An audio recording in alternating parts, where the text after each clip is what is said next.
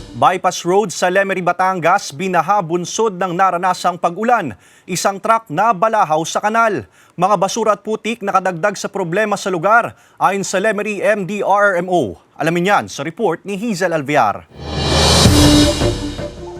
Binaha ang bahaging ito ng bypass road sa Barangay Malinis, Lemery, Batangas. Bunsod ng malalakas sa pag-ulan na naranasan. Dala ng habagat na pinalakas pa ng bagyong Goring. Ang naranasang baha nagdulot din ng pagbigat sa daloy ng trapiko dahil kailangang dahan-dahan lang ang patakbo ng mga sasakyan. Sa videong ito, kita ang pagkabalahaw ng isang truck sa kanal na mag-overtake sana sa kasunod nitong bus. Ayon sa Lemery MDRRMO, magkabilaan ng kanal sa nasabing bypass road pero hindi na makita dahil sa taas ng antas ng baha. Ligtas na nayalis ang truck sa kanal at wala ring tinamong pinsala ang driver nito. Actually, tinaasa na ng DPWH yan eh. Ang problema, yung driver.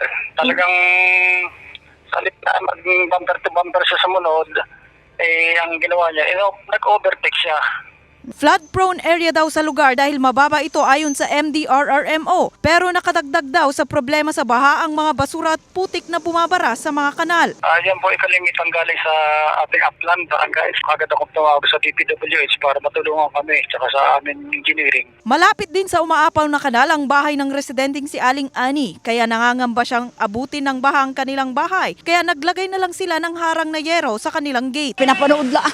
Wala naman kami magagawa pagdaan ng malaki sasakyan, salyaho din kung hindi namin huharangan. Ayon sa MDRRMO, unti-unti nang humuhupa ang baha sa bypass road at passable na sa mga sasakyan. Pero pinag-iingat pa rin nila ang mga motorista. Kapag ganyang may baha, maghanap ng ibang ruta para makaiwas sa baha. And then, kung natrap na sa may baha, huwag gigilid sa kalsada. Kasama si Kel Ravaca, Hazel Alvear, Balitang Southern Tagalog.